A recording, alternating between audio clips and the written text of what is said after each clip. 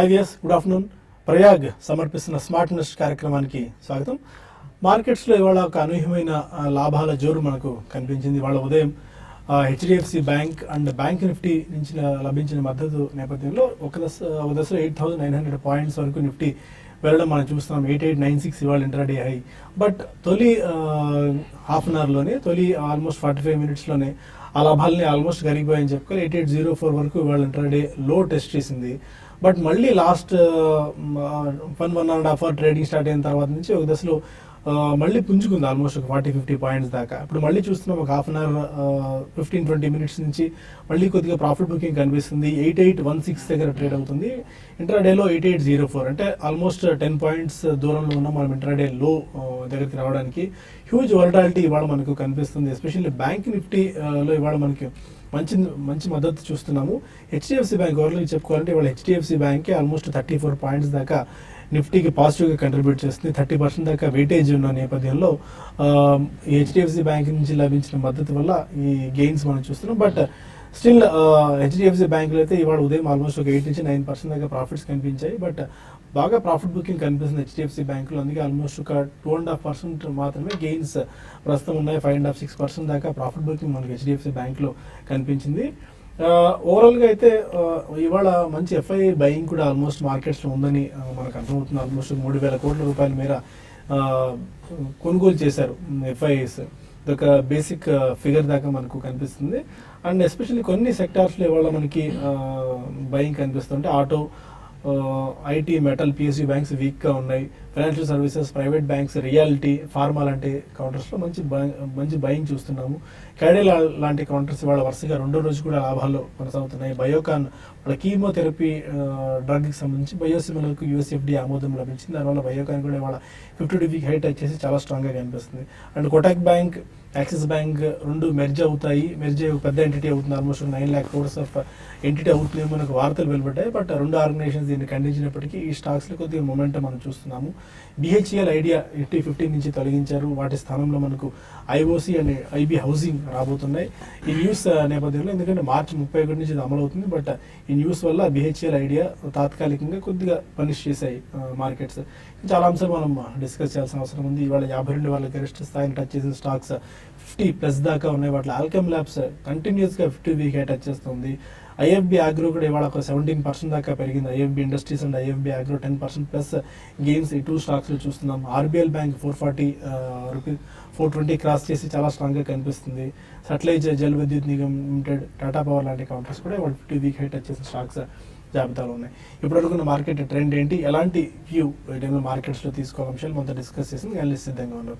Good afternoon all of you sir. Huge volatility ఇవాళ మనకి మార్కెట్స్లో కనిపిస్తుంది. ఒక దశలో 8,900 టచ్ చేస్తున్నా అన్న మూడ్ మనకు వచ్చింది. బట్ సడన్ ఫాల్ మళ్ళీ 8816కు పడిపోయాం. అంటే హైయెస్ట్ లెవెల్స్ నుంచి ఆల్మోస్ట్ 80 పాయింట్స్ దాకా క్రాక్ కనిపించింది. ఎలాంటి ట్రెండ్ మీరు అబ్జర్వ్ చేస్తున్నారు ఈరోజు? ఐ థింక్ ఈ రోజు గ్యాప్ అప్ ఏదైతే ఉందో it's purely I think catalyst driven అండి. ఎందుకంటే మనకి హెచ్డిఎఫ్సి ఎప్పుడైతే మనకి 2% ఎఫ్ఐకి ఓపెన్ అయిందో probably that was anticipated, like FIs ఈ రోజే కొనేస్తారు అన్నట్టు. అండ్ ఆ విధంగా వాల్యూమ్స్ కూడా దానిలో అవటం చూసాం హెచ్డిఎఫ్సిలో. But again I think last September highs ఏవైతే ఉన్నాయో 20,507 దాటి ఆల్మోస్ట్ ఆల్ టైమ్ హై కూడా బ్రీచ్ అవడం చూసాం బ్యాంక్ నిఫ్టీలో మనం 20,907. సో అది కూడా బ్రీచ్ అయ్యి 21,042 దాకా పెరగడం చూసాం.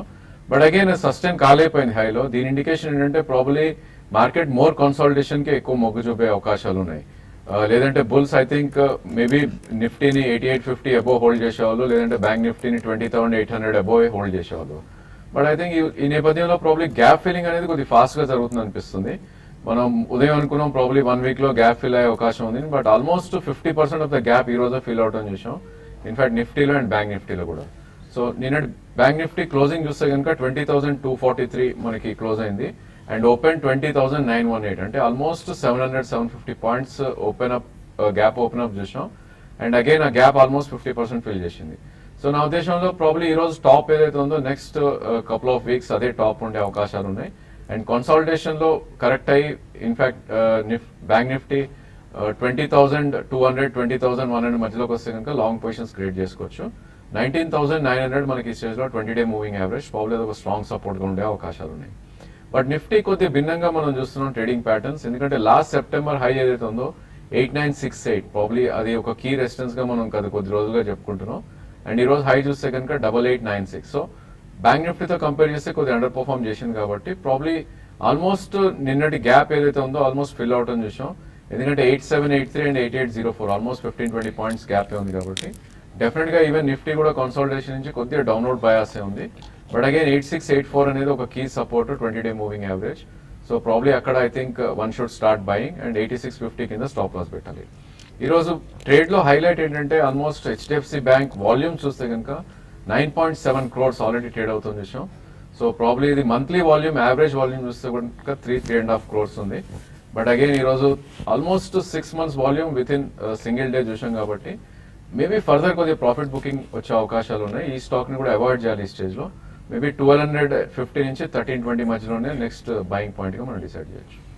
ఇప్పుడు హెచ్డిఎఫ్సి బ్యాంక్ లో న్యూస్ కూడా వస్తుంది. ఇవాళ ఉదయం మనం చూసాం Reserve Bank of India FI limit ఎత్తేసింది అన్న న్యూస్ నేపథ్యంలో ఇప్పటికే almost 74% of FI stake HDFC bank లో ఉంది. బట్ అనూహ్యంగా ఇప్పుడు ఒక న్యూస్ బ్రేక్ అవుతుంది. మళ్ళీ ఎఫ్ఐఐ పరిమితి జాబితాలోకి హెచ్డిఎఫ్సి బ్యాంక్ వచ్చింది, ఆర్బీఐ నోటిఫై చేసిందని చెప్పి. దీంతో మళ్ళీ సడన్ గా మనకి హెచ్డిఎఫ్సి బ్యాంక్ లో కొద్దిగా సెల్లింగ్ కనిపిస్తుంది. 2.5 నుంచి 3% గెయిన్స్ లో మాత్రమే హెచ్డిఎఫ్సి బ్యాంక్ రావడం చూస్తున్నాం.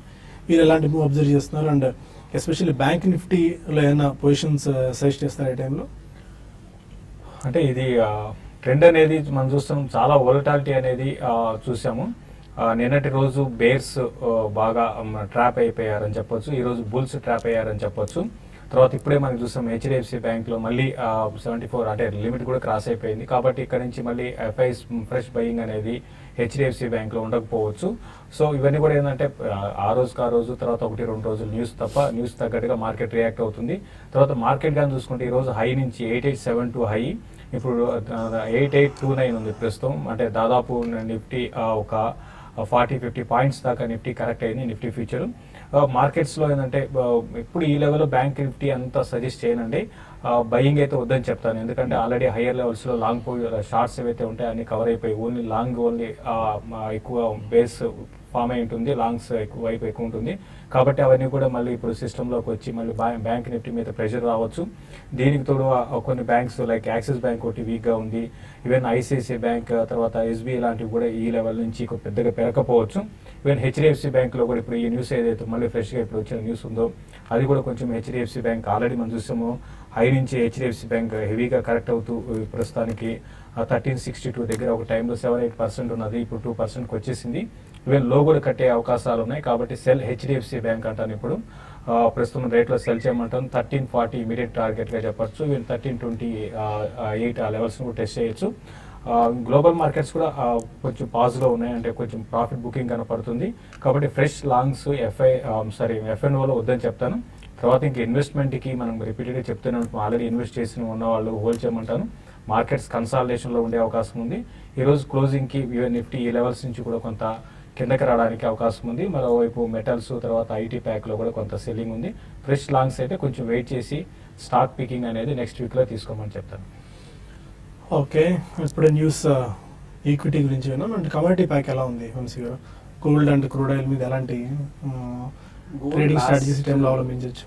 లాస్ట్ రీసెంట్గా ఫెడ్ కామెంట్స్ మీద కొంతవరకు పుల్ బ్యాక్ లాగా వచ్చింది. అంటే వాళ్ళు still they maintain aggressive stance అనమాట. ఈ ఇయర్ 3 times ఫర్దర్ హైక్ చేస్తామని జానెట్ యెలెన్ చెప్పారు. బట్ స్టిల్ అది యాక్చువల్ గవర్నమెంట్ పాలసీ డెసిషన్స్ ఏంటి? ఎందుకంటే ఇప్పటిదాకా రెటారిక్ తప్ప యాక్చువల్ పాలసీ అనేది ఎకనామిక్ సైడ్ అట్లీస్ట్ ఇమిగ్రేషన్ వీటి మీద పాలసీస్ ఏవో చేశారు, కానీ ప్రాపర్ పాలసీ డెసిషన్స్ అనేది ఎకనామిక్ సైడ్ ఓన్లీ టీబీపీ ఒకటి క్యాన్సిలేషన్ తప్ప మిగతా పెద్దగా ఏం రాలేదు.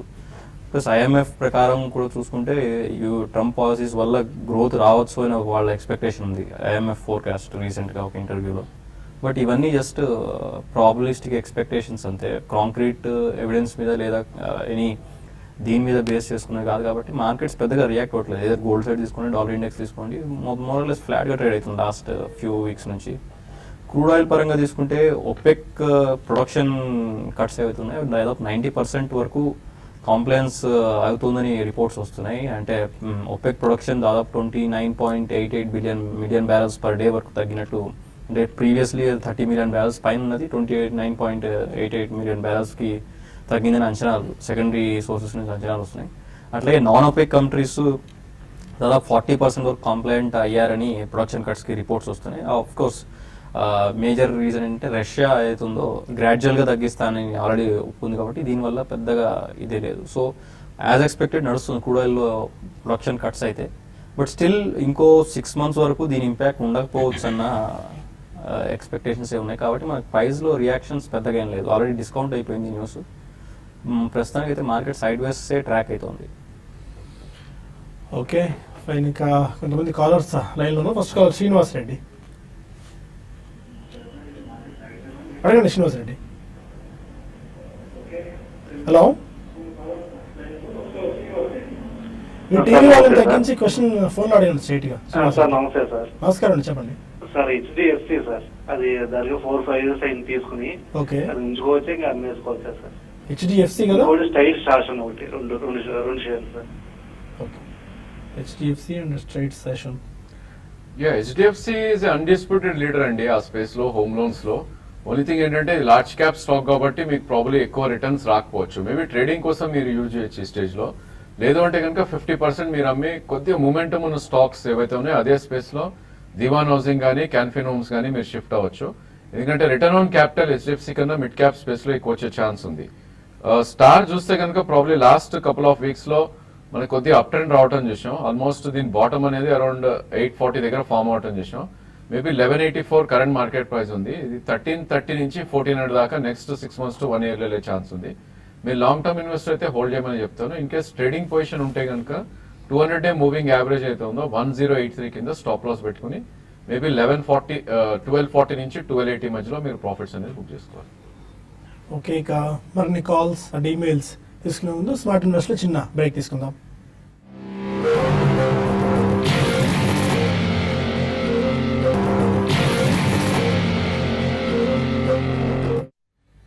Welcome back to smart investor. మన కాలర్ భీమవరం నుంచి అశోక్ ఉన్నారు. అడగండి అశోక్.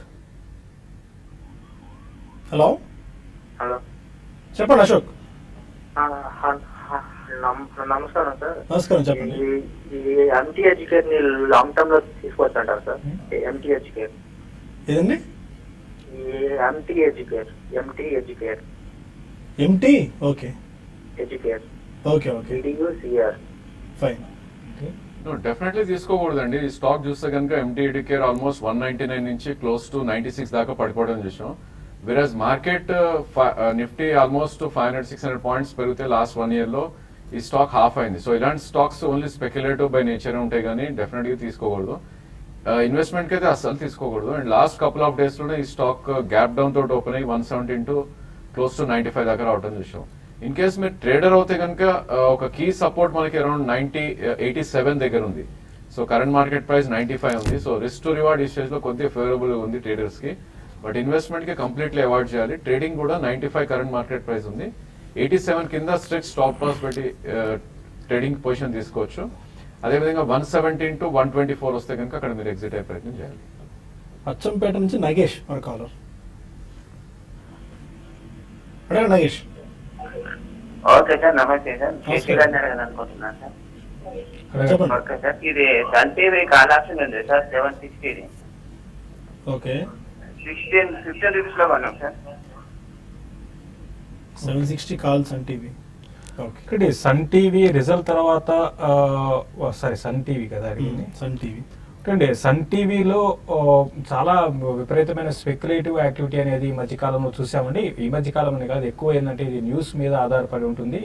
మీరు ఎంతకాలం 760 కాల్. అంటే 760 కాల్ ఆప్షన్ అయితే మీరు ఆల్రెడీ ఇప్పుడు ఏదైతే ఇప్పుడు మనకి తమిళనాడులో జరుగుతున్న పొలిటికల్ అన్సర్టనిటీ అనేది ఏదైతే ఉందో దాని అడ్వాంటేజ్ తీసుకొని రానున్న రోజుల్లో మళ్ళీ ఇప్పుడున్న రూలింగ్ పార్టీ కాకుండా వీళ్ళు అంటే డిఎంకే రావడానికి అవకాశాలు ఉంటాయి. ఇటువంటి స్పెక్యులేషన్ యాక్టివిటీ ఉంటుంది. బట్ ఏదైనా కూడా ఇదంతా కూడా షార్ట్ టర్మ్ కొనండి. మీరు పని చేయండి. మీరు అంత పెద్దగా పెరుగుతుంది అయితే నేను అనుకోను. ఎందుకంటే 720 ఆ లెవెల్లో బాగా రెసిస్టెన్స్ ఉంది. ఇప్పుడు వచ్చిన ఏదైతే పాజిటివ్ న్యూస్ ఉందో మన వీళ్ళకి కోర్టు ఇచ్చి వీళ్ళకి క్లీన్ చిట్ రావడం, దయానిధి కళానిధి బాలన్కి, ఇవన్నీ కూడా పాజిటివ్ అంశాలే. ఈవెన్ ఓవరాల్ ఈ స్పేస్లో చూసుకుంటే ఎంటర్టైన్మెంట్ దాంట్లో చూసుకుంటే సన్ టీవీ డూయింగ్ వెల్ అండి. ఫండమెంటల్ అంతా ఓకే, కానీ టెక్నికల్గా ఇప్పుడు 720 దగ్గర దీనికి రెసిస్టెన్స్ ఉంటుంది. బెటర్ ఏంటంటే మీరు ర్యాలీస్లో ఎగ్జిట్ కానీ 760 వైపు వెళ్ళే అవకాశాలు చాలా తక్కువ అండి. ఖమ్మం నుంచి లక్ష్మి మరో కాలర్. హలో హలో, అడగండి లక్ష్మి గారు. టీవీఎస్ మోటార్ 410 లో షార్ట్ ఉందండి. Okay TVS motor future okay 410 లో షార్ట్ ఉంది, కవర్ చేయాలా? అలాగే ఓకే అలాగే idea 110 put option, okay okay idea 110 put option fine అండి. Okay 110. TVS motors 410 call and idea 110 put. I think 410 లో షార్ట్ ఉన్నారని చెప్తున్నారు. Probably you're going against the trend అండి. ఎందుకంటే TVS motor almost life time high ఏదైతే ఉందో 415.95 దాటుతాం చూసాం లాస్ట్ 3 months కన్సాలిడేషన్ తర్వాత. సో డెఫినెట్లీ ఇలాంటి స్టాక్స్ అనేది ఇంకా ఫర్దర్ అప్ మూవ్ ఉండే ఛాన్స్ ఉంటుంది. బట్ అగైన్ ఈవెన్ నిఫ్టీ కూడా టాప్ లో ఉంది కాబట్టి సెటిల్మెంట్ ఇంకా 5 సెషన్స్ ఉన్నాయి. I think next week Thursday end అవుతుంది కాబట్టి ప్రాబ్లీ మీరు స్ట్రిక్ట్ స్టాప్ లాస్ తోటి హోల్డ్ చేయాలి ఈ స్టేజ్ లో. కరెంట్ మార్కెట్ ప్రైస్ 425 ఉంది. మేబీ 433 క్లోజింగ్ బేసిస్ అబోవ్ మీరు స్టాప్ లాస్ పెట్టుకోవాలి. అదేవిధంగా మార్కెట్ కొద్దిగా కరెక్ట్ అయ్యి అరౌండ్ 411 నుంచి 414 మధ్యలోకి వస్తే కనుక మీరు ఒకసారి కవర్ చేసుకోవచ్చు. అదేవిధంగా ఐడియా 110 పుట్ ఉంది అన్నారు. ప్రాబ్లీ అది ఎక్స్పైరింగ్ మీరు వదిలేయచ్చండి. ఎందుకంటే ప్రాబ్లీ ఈ రోజే మనకి న్యూస్ కూడా రావడం చేసాం ఐడియా నిఫ్టీలో తీసేస్తున్నారు అని. అండ్ ఈ స్టాక్ కూడా గత 1 week 10 days గా చూస్తే కనుక ఆల్మోస్ట్ 75 నుంచి క్లోజ్ టు 119 దాకా పెరిగి అక్కడ టాప్ అవుట్ అయ్యి ఒక కన్సాలిడేషన్ లో ఉంది. ప్రాబ్లీ దీనికి 20 day మూవింగ్ యావరేజ్ అరౌండ్ 99 దగ్గర సపోర్ట్ ఉంది. ఇన్ కేస్ ఇది 100-101 వస్తే కనుక మీరు అక్కడ మీ పుట్ ఆప్షన్ కవర్ చేసుకోండి. ఐ థింక్ మంచి ప్రాఫిట్స్ లో ఉండి ఉంటారు మీరు. విజయవాడ నుంచి మూర్తి మరో కాలర్. నమస్తే అండి శేష్ గారు. నమస్తే. నేను టైగర్ లాజిస్టిక్స్ 282 కొన్నానండి. మీరు లాంగ్ టర్మ్ కోసం అటు పెట్టుకోవచ్చా? ఏ లాజిస్టిక్స్? Seeker logistics. 277 కొన్నానండి. దీంట్లో ఏ లెవెల్లో బయటపడదు దీని టార్గెట్ అండి? ఫస్ట్ మీరు అడిగింది సిక్కర్ లాజిస్టిక్స్ అండి. టైగర్ లాజిస్టిక్స్ అండి ఫస్ట్. లాజిస్టిక్స్ ఒకసారి స్పెల్ చేయండి మూర్తి గారు. ఏ ప్రైస్ లో కొన్నారు? రూపాయలు ఏ లెవెల్లో బయటపడచ్చు? ఓకే టైగర్ లాజిస్టిక్స్ అనుకుంటాను. అంటే గ్రూప్ ఫైనాన్స్ గురించి అడిగారండి. గ్రూప్ ఫైనాన్స్ అంటే మీరు షార్ట్ టర్మ్ కోసమా లేకపోతే మీకు ఇన్వెస్ట్మెంట్ కోసమో తెలియదు. ప్రస్తుతం అయితే గ్రూప్ ఫైనాన్స్ ట్రెండ్ కానీ గమనిస్తే మనకి ఒక డౌన్ ట్రెండ్ తర్వాత అప్ ట్రెండ్ కూడా చాలా స్ట్రాంగ్ అప్ ట్రెండ్ ఉంది. మంచి అప్ ట్రెండ్ లో ఉందండి. ఈ అప్ ట్రెండ్ అనేది కొనసాగొచ్చు. మీరు ప్రస్తుతం ఇమీడియట్గా అయితే మాత్రం ఈ లెవెల్లో కొంచెం కరెక్షన్ వచ్చి towards 360 దాకా రావచ్చండి. ఇదంతా కూడా షార్ట్ టర్మ్ ట్రేడింగ్ పరంగా. ఇది ఇన్వెస్ట్మెంట్కి అయితే గ్రూప్ ఫైనాన్స్ ని కంటిన్యూ చేయండి. Short term trend 420 and 440 levels దాకా వెళ్ళొచ్చు. మీరు ఇన్వెస్ట్మెంట్ ఉంటే మీరు అంతకు మించి కూడా పెరగవచ్చు అండి. towards 500 ఆ లెవెల్కి వచ్చినప్పుడు ఫ్యూ మంత్స్ లో మీరు ఎగ్జిట్ కమ్మంటాను. తర్వాత లాజిస్టిక్ స్టాక్ టైగర్ లాజిస్టిక్స్ అనుకుంటాను 235 లో ప్రస్తుతం ట్రేడ్ అవుతుంది.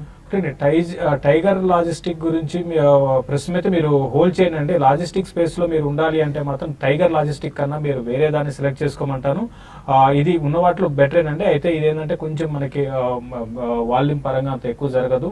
రీసెంట్ గా చూసుకుంటే ట్రెండ్ కొంచెం డౌన్ ట్రెండ్ ఉంది. ఇప్పుడు కొంచెం అప్ ట్రెండ్ లో ఉంది. కాబట్టి మీరు ర్యాలీస్ లో ఎగ్జిట్ కాండి. మీరు పని చేయండి, టైగర్ లాజిస్టిక్స్ నుంచి మీరు ఎగ్జిట్ అయిపోయి సికా లాజిస్టిక్ వెళ్ళండి. సికా లాజిస్టిక్ చాలా స్ట్రాంగ్ మనకి రిజల్ట్ పరంగా మంచి ఉంది. తర్వాత వీళ్ళు డైవర్సిఫైడ్ లాజిస్టిక్స్ లోనే డైవర్సిఫైడ్ ఉన్నారండి. ఉన్న వాటిలో ద బెస్ట్ అంటే సికా లాజిస్టిక్ అని చెప్పొచ్చు. టైగర్ నుంచి మీరు ర్యాలీస్ లో ఎగ్జిట్ కావడానికి ప్రయత్నం చేయండి. Okay once steel and aluminium కెపాసిటీకి సంబంధించి చైనా మరొక డిసిషన్ తీసుకోబోతుంది. వాళ్ళ ప్రొడక్షన్ ఇంకా కట్ చేయాలని చెప్పి. మేబీ ఇది ఎలాంటి impact Indian steel and aluminium industry మీద ఉండే ఛాన్సెస్ కనిపిస్తున్నాయి? రేట్స్ దీనివల్ల ఏమైనా పెరిగే అవకాశాలు ఉన్నాయి? ఇంకా స్టీల్ కెపాసిటీ ఫర్దర్ ఇంకో 50% వరకు కట్ చేయాలని రీసెంట్గా మినిస్ట్రీ ఆఫ్ ఎన్వైరన్మెంట్ది ఒక డాక్యుమెంట్ వచ్చింది, వాళ్ళ పాలసీ డాక్యుమెంట్. అట్లాగే అల్యూమినియం కెపాసిటీని దాదాపు 30% వరకు కట్ చేయాలని వచ్చింది. బట్ ఇది ఎంతవరకు, ఎందుకంటే అదే టైంలో రీసెంట్గా ఇంకోటి China steel and iron and steel association వాళ్ళు ఒక రిపోర్ట్ రిలీజ్ చేశారు. చైనా 2016లో స్టీల్ ప్రొడక్షన్ కట్ చేసామని చెప్తున్నప్పటికీ యాక్చువల్గా నెట్ 36.5 మిలియన్ టన్స్ పెరిగిందని రిపోర్ట్ ఇచ్చారు. అంటే మోస్ట్లీ ఏదైతే 150 మిలియన్ టన్స్ కట్ చేసామని చెప్పారో అది ఆల్రెడీ ఐడియల్ అయిపోయిన ఫ్యాక్టరీస్ని వీటిని క్లోజ్ చేశారని ఒక ఇది ఉందన్నమాట. సో యాక్చువల్ గ్రౌండ్ లెవెల్లో ఎంతవరకు అది ఇంప్లిమెంట్ అవుతాయి అనేది చూడాలి. బట్ ఎనీవే ఆ most of the market sentiment మీద, యాక్చువల్ డేటా కంటే సెంటిమెంట్ మీద మూవ్ అవుతాయి. కాబట్టి ఈ news is more than enough to push prices అయ్యారు. ఎందుకంటే స్టీల్ ఆల్రెడీ నెట్ కెపాసిటీ పెరిగినప్పటికీ ప్రైజెస్ ఫామ్గానే ఉన్నాయి. సో ఆబ్వియస్లీ అల్యూమినియం వీటిలో కూడా గోయింగ్ ఫార్వర్డ్ ఈ news will be more than enough కొంతవరకు prices push చేయడానికి. పుష్ చేయడానికి. ఓకే, మనకు సమయం మించిపోతుంది. టీవీ5 న్యూస్లో టీవీ5 మనీలో కలుద్దాం. ప్రాఫిట్ యువర్ ట్రేడ్ వేదిక ద్వారా అక్కడ మరిన్ని కాల్స్ అండ్ ఈమెయిల్స్ తీసుకుందాం. Stay with us.